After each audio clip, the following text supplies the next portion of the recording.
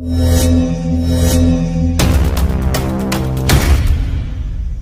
mo kung maging presidente yan, lahat na lang na magtatanong sa kanya, ididimanda niya. Anak ng bakang buhay ito, no? Lahat ng mga media man, lahat ng tao, ididimanda niya ng libelo. Iyan ang president ng gusto niyang palabasin. Ano ba president yan? Ang sama niyan. Huwag ka mapunta sa gobyerno kung pikon ka dahil kasi ang gagawin mo, puro demanda. Ididimanda mo ang mga tao. Ano ka? Ang word na ginamit ng batas, allegation, it means there must be a statement of a discreditable act or condition. Not a question, kung hindi statement. Like for example, isang politiko, pag sinabihan yung isang politiko, corrupt ka ba, Mayor? Iba yon sa sinabing, Mayor, corrupt ka. Iba yon sa, corrupt ka ba, Mayor? So it means the word na ginamit ng batas is an allegation or a statement of a discreditable act or condition. First requirement yan. Kasi pag public officials, they are subject to public criticism. They are subject to public consumption. This is based on yung tinatawag na freedom of press and freedom of expression. But yung tinatawag na fair commentaries, kailangan nag-limit lang yan sa conduct of a public official in the performance of his official duty as a public official, not in the performance in his or her private capacity. Like in this case of the case filed by Senator Manny Pacquiao against Pastor Apollo Quiboloy. Nagtatanong lang si Pastor Apollo Quiboloy sa, I think, the allegations of some of the projects of Senator Manny Pacquiao. It means that is in the performance of his official function as a public officer. I believe this will be dismissed. Not on the ground, okay? This will be dismissed on the ground that failure to comply the requirements of the law. So yung basis pala niya, of course, madidismiss ang kaso. I believe madidismiss ang kaso on the ground that a public officer is subject to public criticism. So madidismiss yan. But of course, it will comply with the requirements of the law. May proseso pa sa yung tinatawag na preliminary investigation. Yes, ground for dismissal on the ground of improper venue or lack of jurisdiction. Kasi ang criminal law kasi, MJ, is where the alleged crime was committed. And very clear ang word na ginamit ng batas, where the public officer hold office or were first published. Iba sa private individual. Kasi ang private individual, where he resides or where the alleged libelous statement was first published. Iba ang private individual. Residency ang pinag-uusapan. But if you are a public officer, where you hold office. We maintain that every citizen has the right to inquire, to hear, to speak, and make commentaries about the actions of public officials. The interests of society and the maintenance of good government demand a full discussion of public affairs. In a democratic society, public officials like Senator Manny Pacquiao should expect criticisms and critical evaluation of their performances from the citizens whom they are expected to serve. As Thomas Jefferson would put it, he assumes himself as a public property. To this end, Pastor Quiboloy merely exercised that right in a properly respectful manner.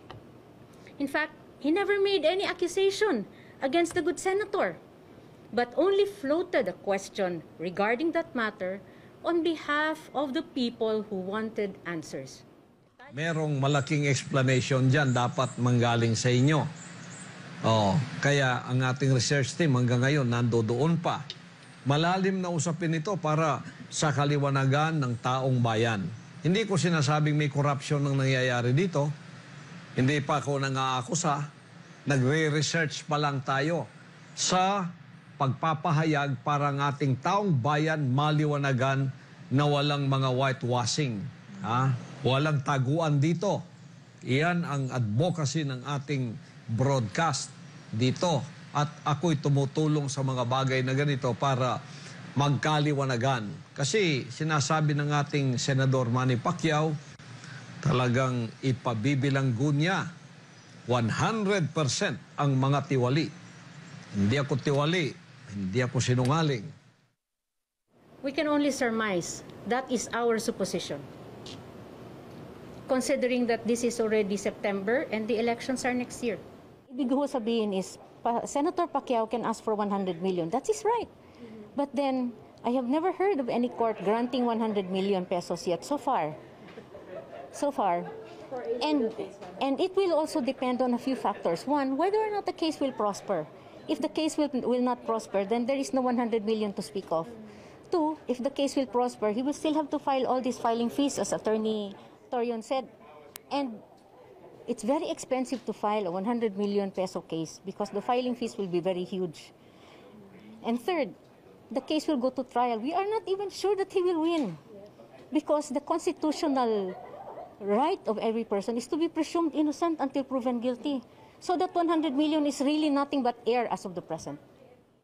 Well, that's his opinion because that's his opinion and that's his right also to file a case. He feels that he is aggrieved and maybe this is his way in order to find a means to somehow redeem his pride or whatever pride that he lost because of the alleged utterances of Pastor Apollo C. Quiboloy. But we honestly feel that Pastor Apollo C. Quiboloy was in the right because if you are a public officer, you should not be too onion-skinned, especially on matters of public interest.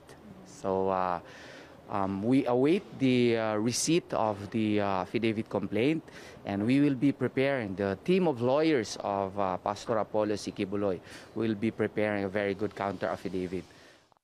I am fairly confident that we will be able to answer whatever charges Senator Manny Pacquiao has filed against Pastor Quiboloy.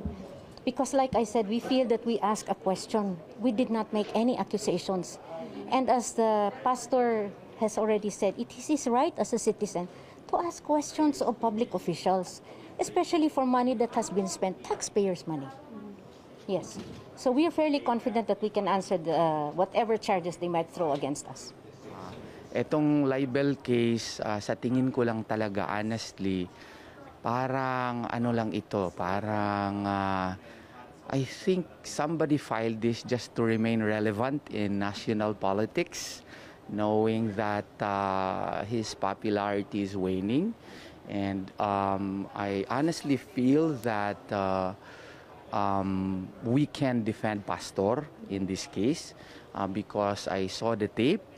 Pastor Apollo Quiboloy was just responding to the request of the netizens to ask Senator Pacquiao as to the developments and the realities of the projects that he sponsored in his province. So with this, I am really honestly confident that Pastor Apollo C. Quiboloy will be able to ride the tide, so to speak.